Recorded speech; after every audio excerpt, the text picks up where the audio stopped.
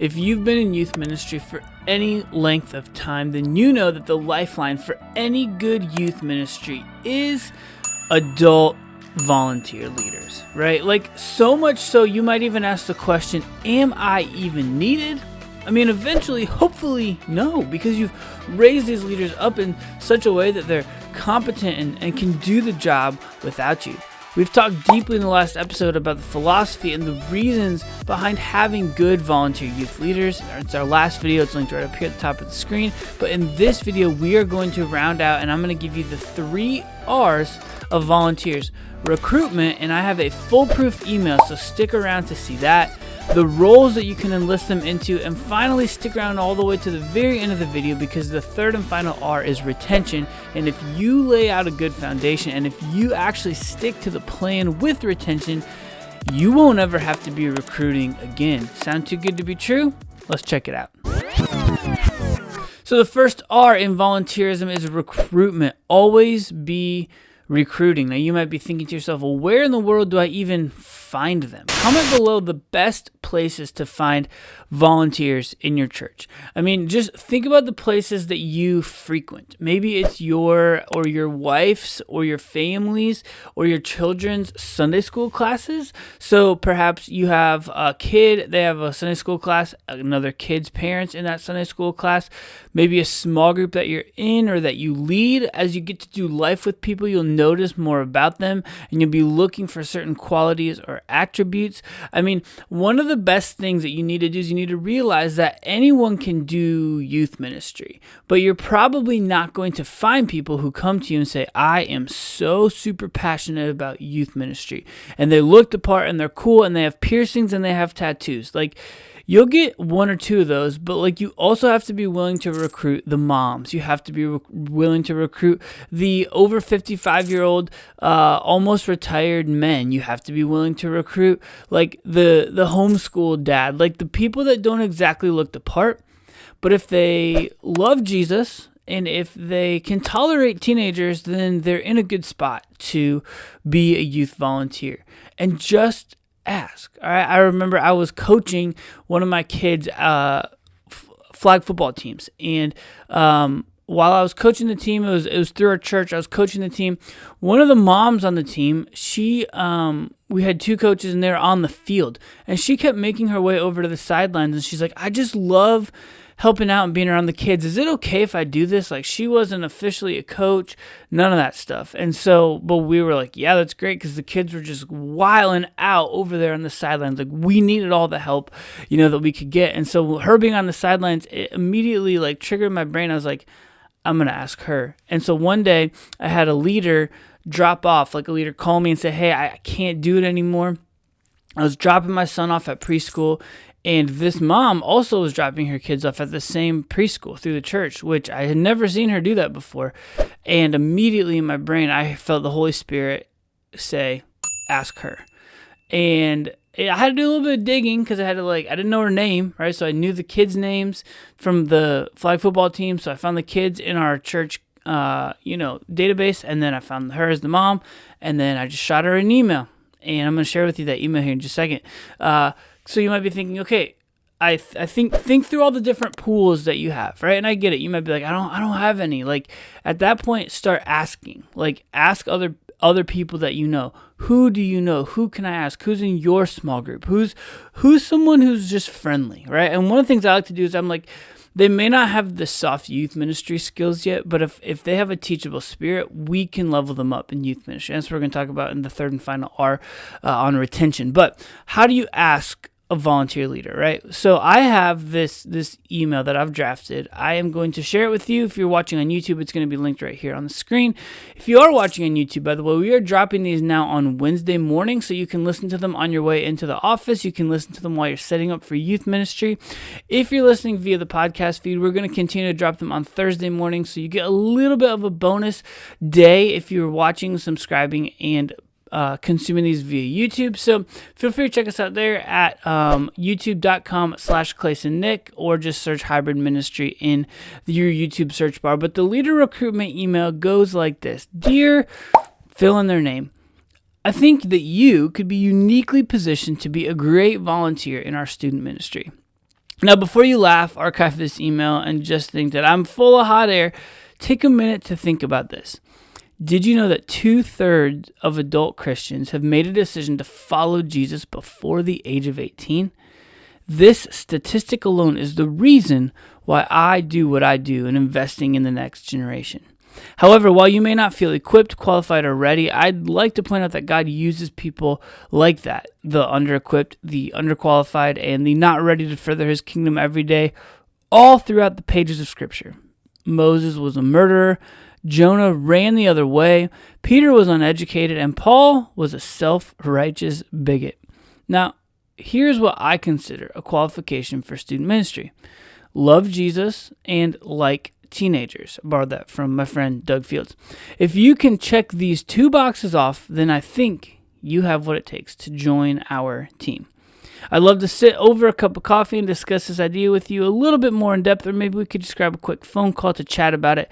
Give me a call or shoot me a text if you'd like to do that. Signed, your name. That email alone has drummed up a lot of interest in recruiting new volunteers. And when I was working at a large multi-site megachurch in Chicago, I needed to do a lot of kind of cold call style emails. So I'd get names of people I had never heard of, never met, and I would send them that email to at least spark the conversation.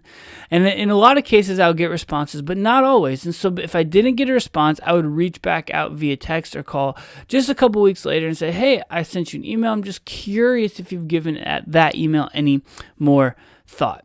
So I love the line in that email, 2/3 of Christians have made the decision to follow Jesus before the age of 18. If you knew that, you owe me a subscribe. And if you did it, then hit me a like, right? Because what we're doing, like I said, is we're dropping this video one day before the podcast drops. All right. So that statistic alone is why I do what I do. The final thing after how to ask them is how do you onboard them, right?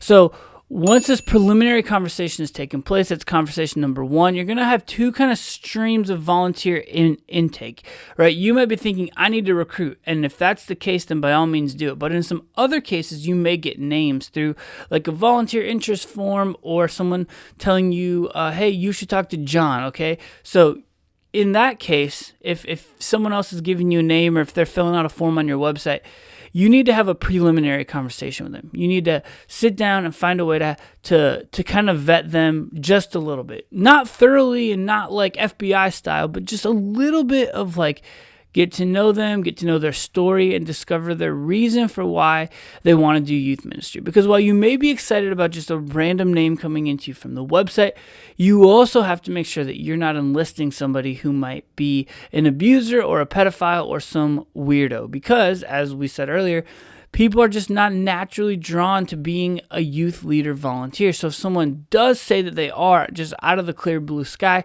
just do a tiny little bit of homework. So once that first conversation, that first screening conversation is done, then you need to enter them into whatever your church's safety screening process is.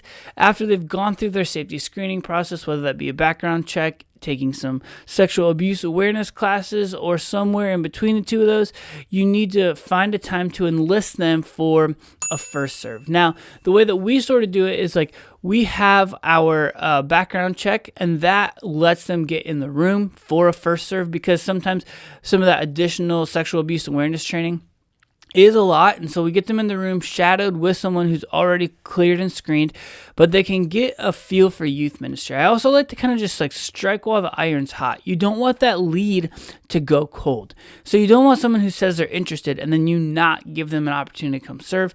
So give them a first serve. Once that first serve is over, have a clarifying conversation with them. I typically like to do it the same day or the same night of their first serve. Hey, what'd you think? What are you thinking? Can we begin to kind of pursue this in this direction?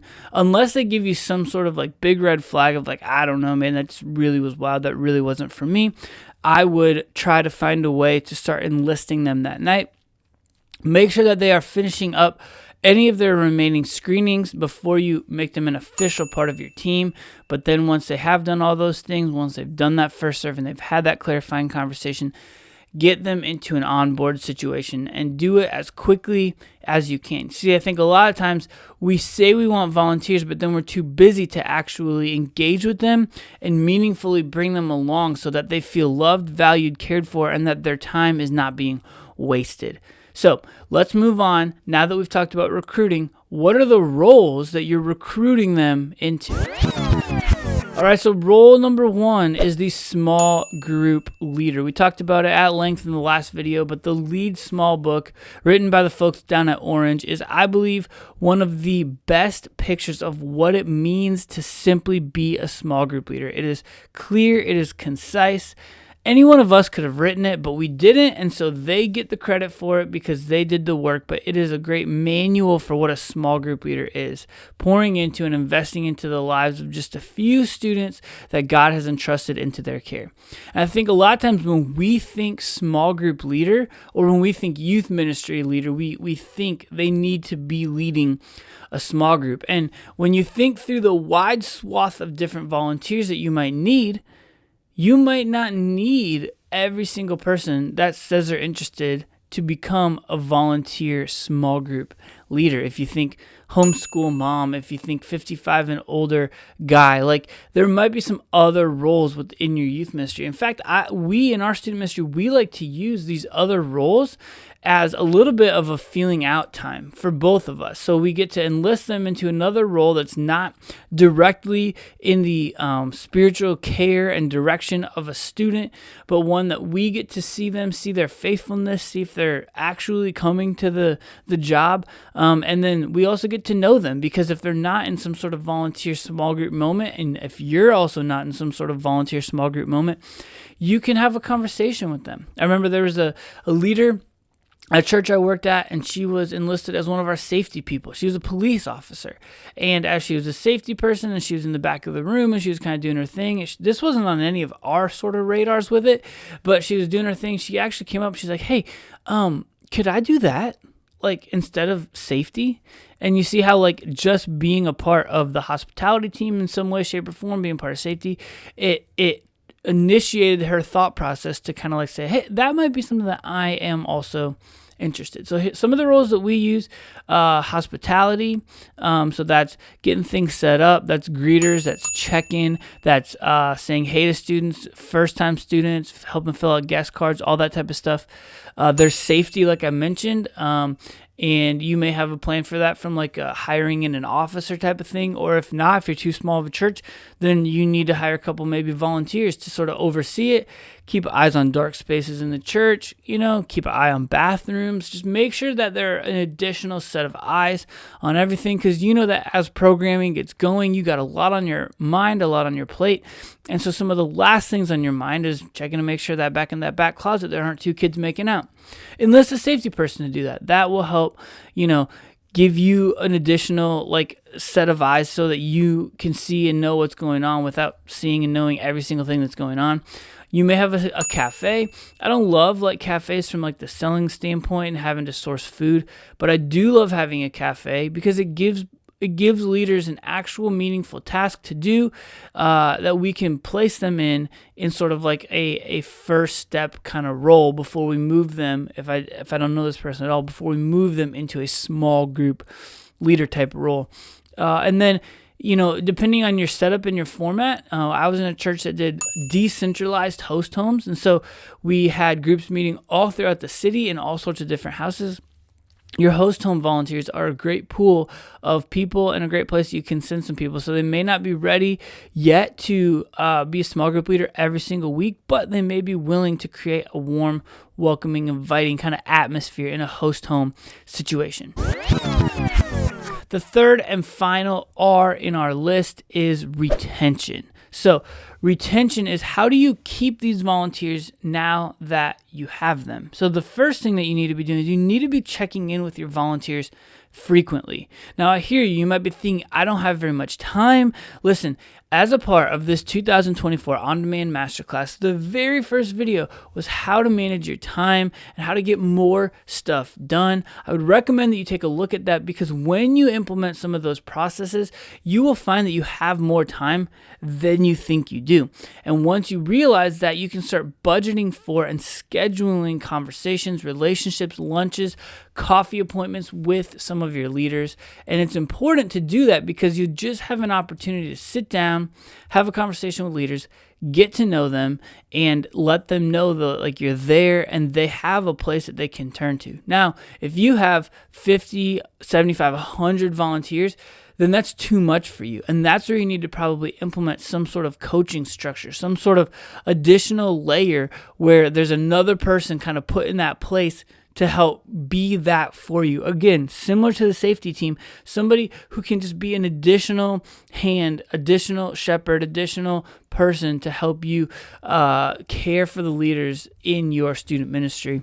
What about relationships? Like, how are you building your relationship, your rapport with these leaders? Hang out with them in a casual environment. It doesn't always have to be a formalized like meeting, sit down with an agenda and 3 points to get through. Just, are you hanging out with your leaders? If you're hanging out with your leaders, I told you in my last video about a guy named Steve that I enlisted. I enlisted him to be a 7th grade boys small group leader, which in that church, 7th grade was the earliest, the youngest age that we had for our students.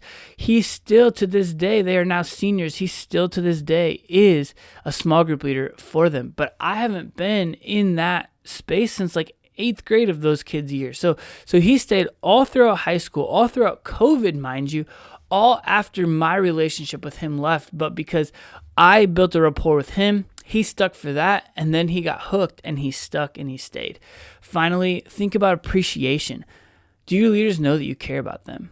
Do you give them moments? Do you give them tokens of appreciation? It doesn't have to be a big budget buster, but I remember I talked to a youth leader one time who she said all she was doing was just appreciating like just the mess out of her volunteers.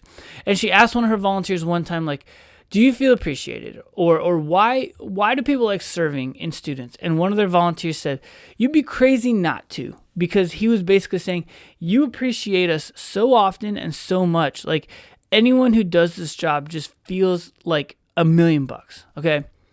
The fourth thing under retention is develop them well, which is actually the final video linked in the 2024 Youth Ministry On Demand Masterclass. It's linked right here on the screen, so go ahead and check that out because you want to develop them so that you retain them. We're working to make digital discipleship in youth ministry and in church ministry easy, possible, and accessible. So as always, stay hybrid.